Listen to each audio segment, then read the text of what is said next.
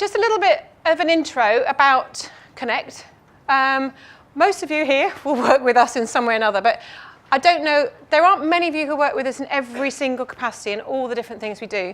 So I'm just going to give you a quick overview, really, really quick, just about the key things that we do. And it's sort of, the agenda for today comes about a little bit, obviously, based on what we actually offer in terms of services for you guys.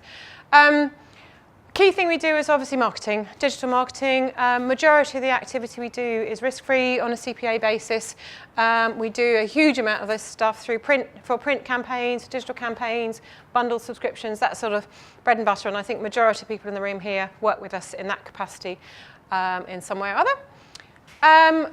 We obviously also now create apps for people.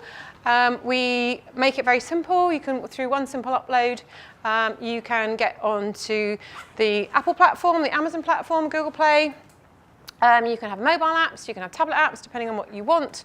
You can do digital editions with HTML5, and obviously through that whole process, you also go into Pocket Mags as well, which is our e-commerce website selling digital issues, and we'll come on a bit about that later. Everything that we do in the back office, as we call it, on the digital side is all ABC accredited. So if you need numbers for your ABC reporting, everything we do, all those sales we have, are all there ready for you to put into your certificates.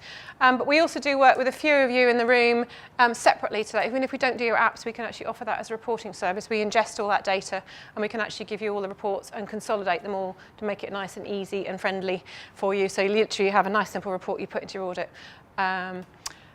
And then obviously we have our two e-commerce sites, and we're going to talk a little bit about those a bit later and stuff that we're doing on those.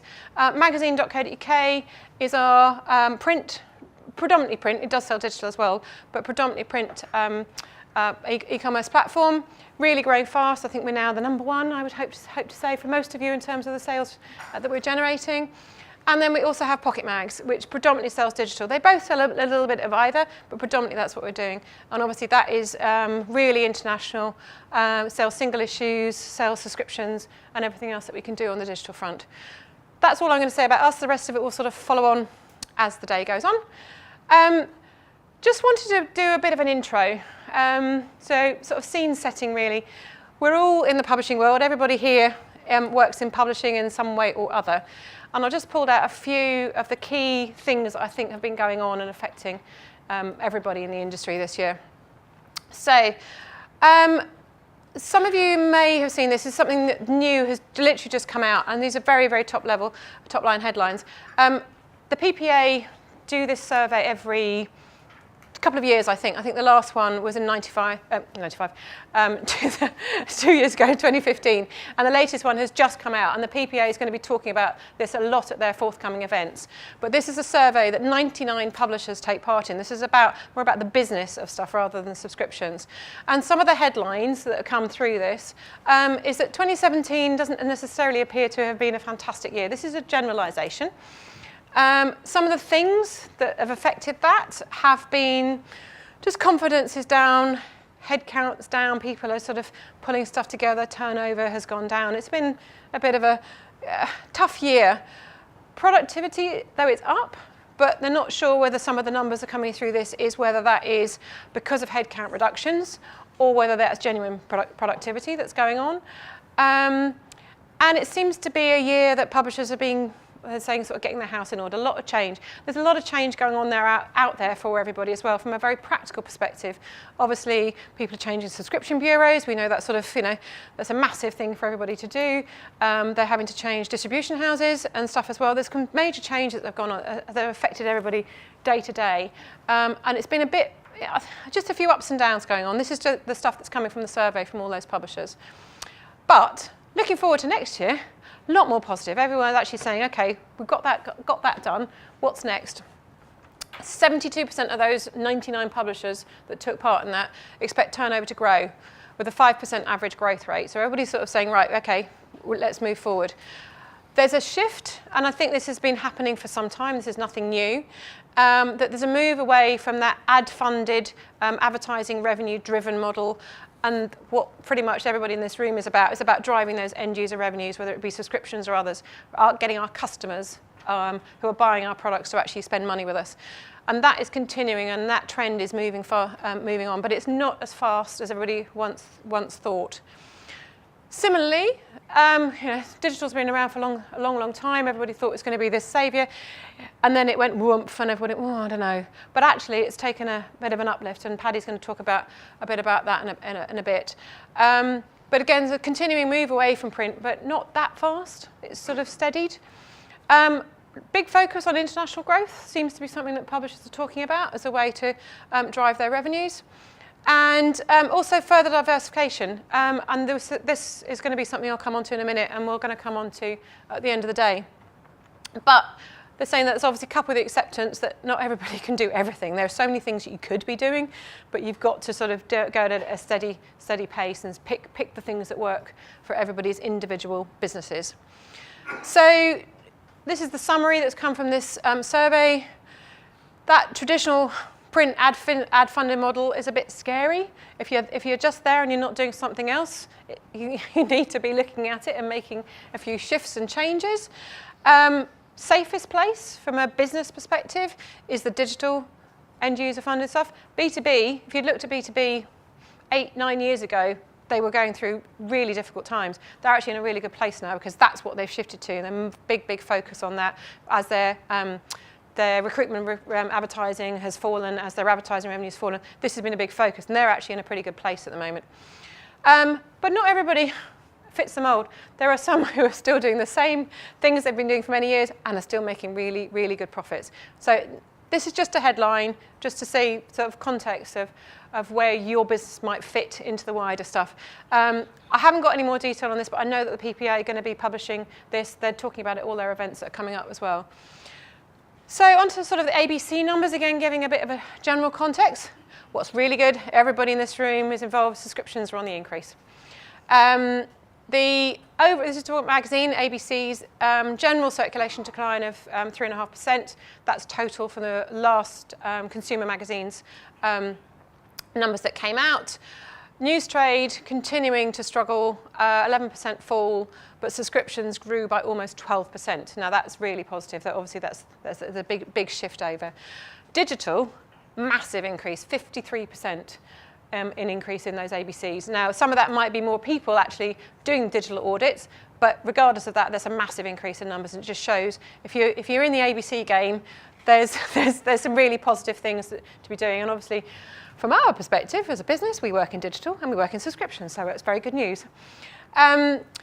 Few changes by sector. News and current affairs has been really buoyed up by all the Brexit preparations, all the uncertainty over what's going on with Trump.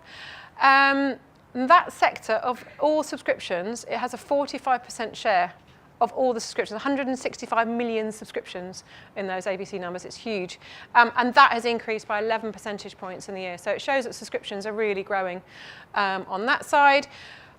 Other side, women's weeklies, celebrity titles are finding it a bit more tough out there. There's a lot of free alternatives people are choosing. So there's sort of some sectors are going up, some are struggling a bit more. Newspapers, I think their focus is very much over the last few years been switching away from from newsstand sales and looking very much at digital and subscriptions. So there's a similar sort of pattern going on with the newspapers as there are with the magazines. So this is a big topic for everybody, which is why we put it on the agenda for today. GDPR is on its way. I think everybody's going, oh my God, what do we do about it? Deadline is May next year. We've got time. We've got someone talking a little bit later to hopefully be there to help out. It's a huge shake-up. We all know this. We know it's coming. And all those scary stats out there about if you get it wrong, my God, your company's fined. But we're all in this together. And actually, in a weird way, and I'll come on to it a bit later, I actually think this is not a bad thing for the industry. I think it is a positive thing. It's a huge load of work we've got to do to put things in place to get that done and make sure we're doing it properly. But actually, it's not a bad thing. We shouldn't be sending stuff to people that don't want it. And there are really positive ways and things you can do to actually make it work and it not be a negative. And my other sort of last point is about diversification. there's a lot of stuff that I'm certainly hearing and seeing out there, and some of the stuff that came through the Publishing Futures survey is that actually moving outside our traditional circulation activities actually is probably what we need to start looking at and doing, and saying, actually, how can we make money from other things? 10 years ago, everybody in this room who was working in publishing then, your only audience was your print circulation, whether that be newsstand or subscriptions. That was pretty much what you had. Today, that audience you have and that reach that all the magazines we work on, all the newspapers we work on have is enormous. And that reach isn't just across print, it's across digital, and it's also across social media. Everybody's now got those massive followings, and actually you have a really, really good ability to actually reach out to a much wider audience than you've ever had the ability to before. You have really good customer data. You have a subscription base, you know who your customers are, you know what they're buying, you know something about them. And you can contact those customers. You have the way to reach them, whether that be through your printed magazine or email if you're allowed to, or whatever methods you can contact them. And more than anything else, customers actually trust your brands. They bought your brand because they like it and they want it, and you've got the ability to influence that. So a lot of those advertising revenues that might not necessarily be there anymore, those advertisers still actually, there's a reason for them being with you. There's a real opportunity that if you can work with those companies out there who want access to your audience and that influence, there's a real opportunity to do that. So later on, that's why we've got it on the agenda. Branded products, e-commerce, events are really, really good sources of revenue for you, but they can also really deepen that relationship that you had with advertisers, and you may have lost with some advertisers. They might have gone elsewhere. You could actually, it gives you an opportunity to get them back on board. So just thinking about it, about your customer journey, everybody, we're constantly working in the digital world. Everyone says, I want to do a search ad and I want to see how many people I've got subscribing. That's not quite how it works anymore, and this could be the future customer journey in its broadest sense. So the first exposure to one of your titles could well be that a friend has shared a magazine article that you put on Facebook. No money against that, but that's their first exposure.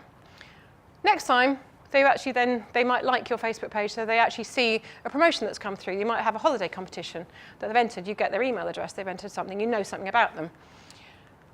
Next bit, because you know something about it and you capture your email address, you send them a promotion. You send them a subs offer. Everybody's using email addresses. You're going to send something out. But they might actually respond to that. Might just go and, we're the next news agent, happen to pick up a coffee. You've got £3 from them at that stage. You haven't got anything from those first 2 interactions. Actually, then they're still following on Facebook. If you've got a branded book, you can be promoting that on Facebook. And actually, they bought that branded book before they've been a subscriber of yours. And they could buy that from your e-commerce shop. You then send them another subscription offer by email. They might then buy into a trial subscription you've then got a bit more money from them. You then send them, obviously, as they're starting that subscription, you send them a welcome email. At the end of that trial, they might upgrade from a print to the bundle offer, and you get a bit more money out of them. Then they see an ad that you've been running inside the magazine. They might then buy a friend one of the Christmas gifts that you've got promoted, something on an on-page offer, and they buy that from your shop. They might go back and they actually see that Facebook ad for a summer holiday that's gone there, and they buy it from the partner they've been working with on a holiday promotion. And then another time they go, okay, they've seen an in-mag offer for a free, not a free gift, but with a special free gift giving away if you give a gift subscription, and they actually buy that product, which might be a different magazine, for one of their friends or relatives. So previously, and most people in the room would only ever thought about that's where you look at the money. That's the bit that everybody's focusing on. I've got a trial subscription in, or I've got an annual subscription in.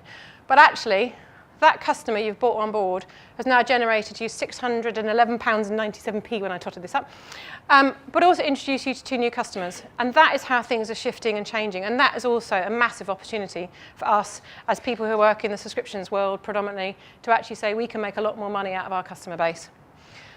The other thing I want to say is about obviously doing branded products and things.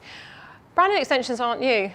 You look back, I pulled out this example. Playboy has been slapping rabbit ears on everything for 60 years, and they now make more money out of their branded products on all the stuff and the licensing deals they have than anything else.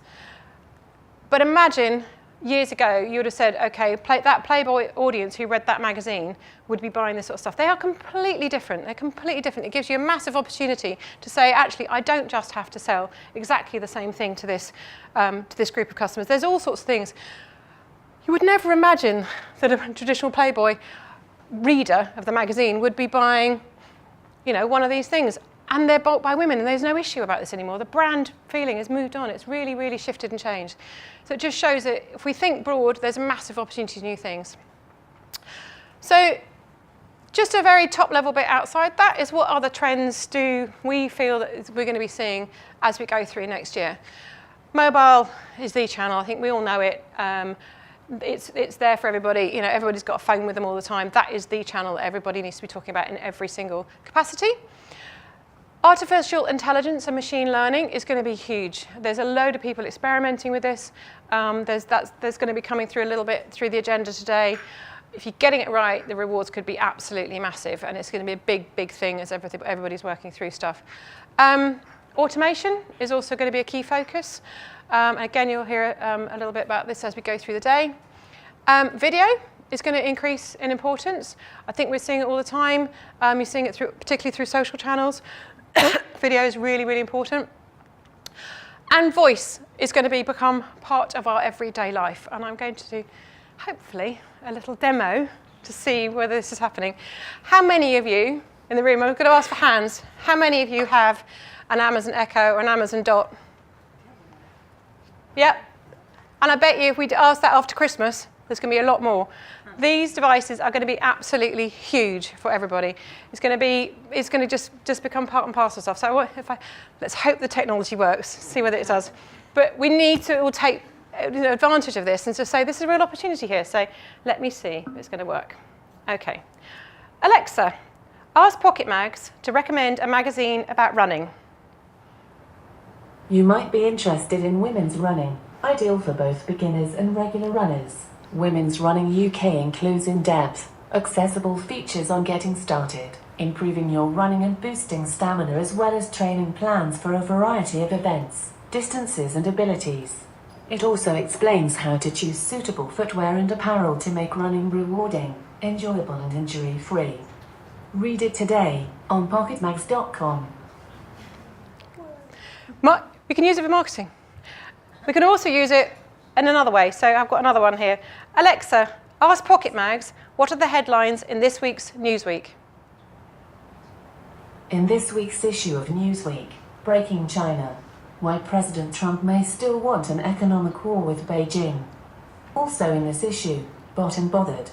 Negotiating bots that can get you a hotel room deal, might also know how to lie to you. And hear no evil. Did Cuban spies attack American diplomats with a secret sonic weapon? Get this and more at pocketmags.com. It's going to be here. You can come and try it. It's a little crib sheet of things that we've got, and you can test it out. So have some fun. Those of you who haven't tried it before.